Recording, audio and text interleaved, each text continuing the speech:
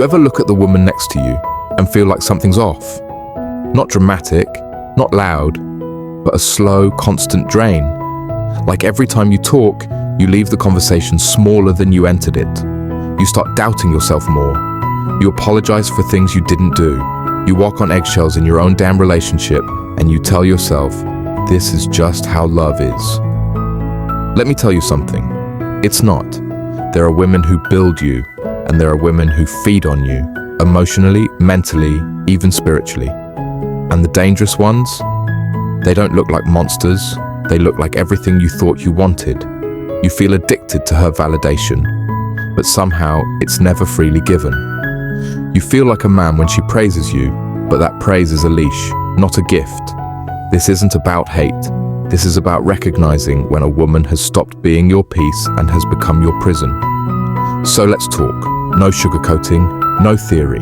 Just the evident signs you're not with a good woman. You're standing next to an evil one, and the sooner you see it, the sooner you get yourself back. Let's be real. Most men don't walk into a relationship blind.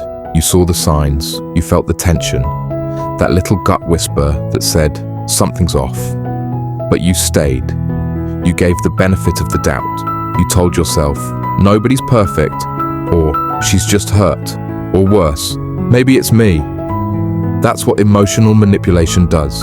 It's not always some grand, explosive betrayal. It's the slow erosion of your peace. It's constant self-doubt wrapped in intimacy. It's being made to feel like you're never enough, even when you're giving everything. And the worst part, when you try to talk about it, people don't get it. They say, bro, she's beautiful.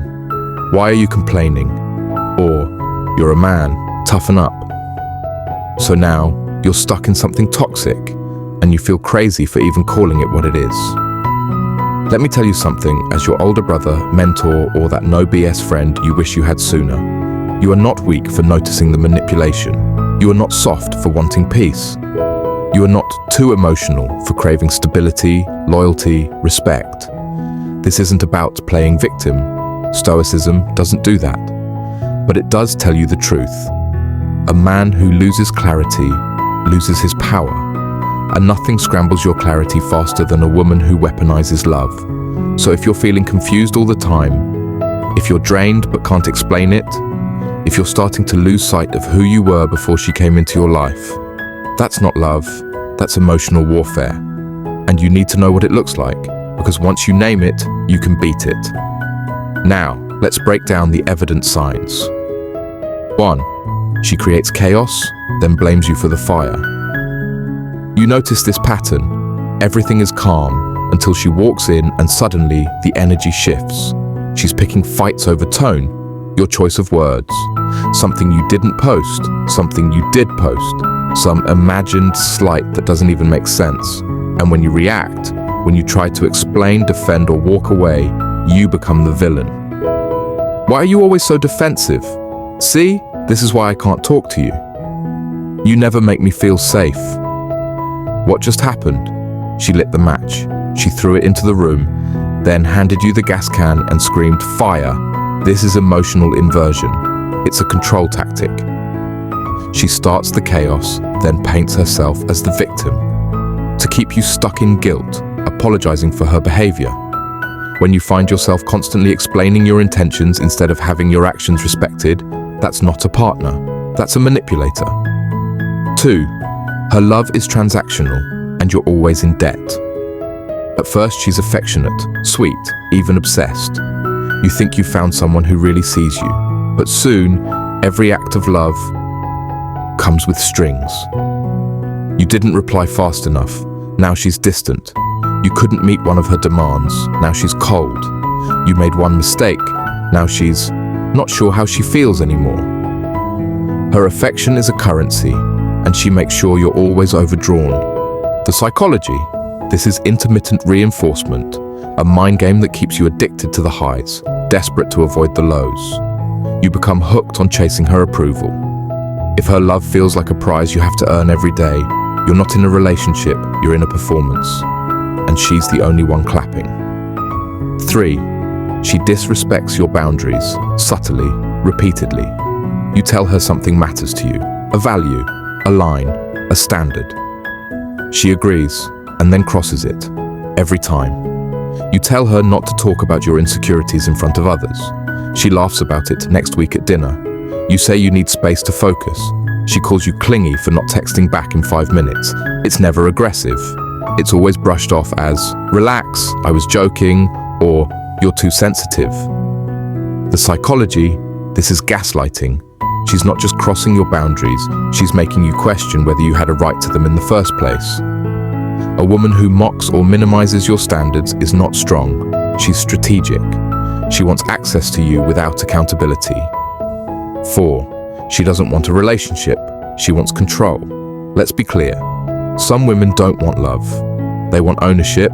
They want to decide when you speak, how you move, what you're allowed to do, and who you're allowed to be. She'll get jealous when you're with friends. She'll get moody if you prioritize your purpose. She'll sabotage your peace just to be the center of your emotional life. This isn't passion. This is power hunger. It's rooted in insecure attachment, a fear of being insignificant, masked as dominance. If she has to shrink your world just to feel big in it, she's not your partner, she's your handler. 5. She weaponizes vulnerability. You open up. You tell her your past, your pain, your fears. She listens, smiles, hugs you. And later, when you're in conflict, she uses it, throws your trauma in your face, mocks your softness, undermines you with, "Oh, so now you're the victim?" This is betrayal trauma. It creates a dynamic where trust becomes danger. And once that happens, you start shutting down emotionally. If a woman uses your openness as ammunition, she doesn't deserve your truth. She's not safe. 6. You feel like a lesser man around her. Here's the quiet one, the one most men don't want to admit. You don't feel strong around her. You don't feel calm. You don't feel respected. Instead, you feel like you're constantly being measured and falling short. And even when you win, it never feels like a real win. You get sex, but not intimacy. You get time, but not presence. You get company, but not connection. This is emasculation through subtle dominance. She wants a man she can manage, not one she can walk beside. The right woman inspires your masculinity. She doesn't make you negotiate for it. Let me tell you about someone I knew back in the city where I lived. His name is Michael. Michael was the guy every woman claimed to want. Smart, disciplined, solid values. He had purpose, self-respect, and he led with honesty. Then he met her. At first, she mirrored everything he believed in, told him how rare he was, how she'd never felt this safe with a man, how she respected him. So he opened up, slowed down his grind to make time for her, introduced her to his people, shared his wounds, his goals, his faith.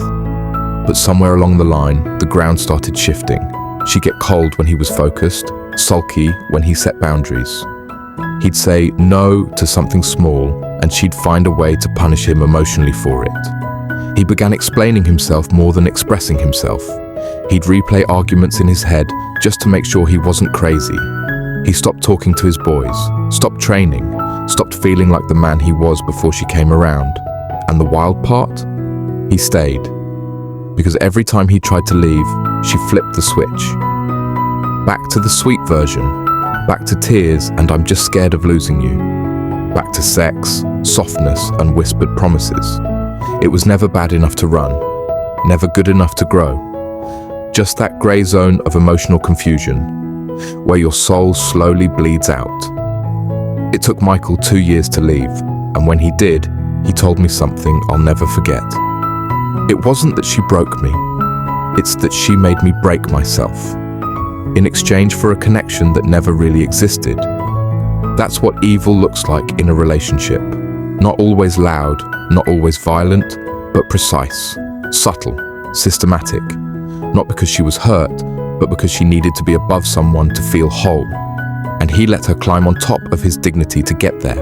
Here's the truth most men don't hear enough. You don't have to prove your strength by surviving a dysfunctional relationship. You don't have to stay loyal to someone who's slowly killing your spirit. Stoicism isn't about being emotionless, it's about being anchored. rooted in reality, unmoved by chaos. A good woman adds to your clarity, an evil one clouds it. And if you've seen even one of the signs we talked about today, that's not paranoia, that's perception. Your instincts aren't broken, they've just been talked over for too long. Don't stay where your peace is the price of love. Don't shrink to keep the peace. Don't confuse emotional labor with emotional loyalty. You are not weak for walking away. You are not toxic for demanding respect.